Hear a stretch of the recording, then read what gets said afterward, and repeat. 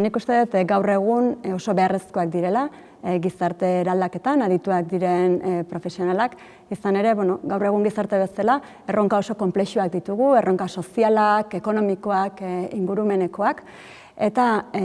konplexutasun horri aurre egiteko, arazo eta erronka horien ulermenean sakontzeko ezagutza berria behar dugu, eta horretarako behar ditugu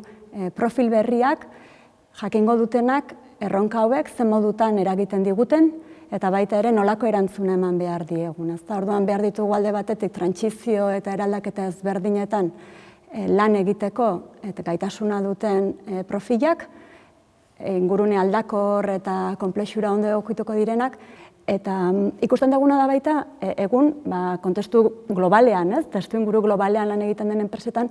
disiplina anitzeko profesionalak behar direla. Gizartean gertatzen diren fenomeno guzti hauek ezagutza esparru ezberdinak kombinatuz eta ikuspegi zabaletik, perspektiba eta erpin ezberdinetatik ondo interpretatzeko. Eta adibide bat jartzeko adibidez, deno dakigu digitalizazioak ekar ditzazken onurak esparru ekonomikoan, adibidez enpresak lehiakorrago egiteko edo produktu eta zerbitzu hobeak eskaintzeko, baina baita ere digitalizazioak arlo sozialean jartzen baldin badugu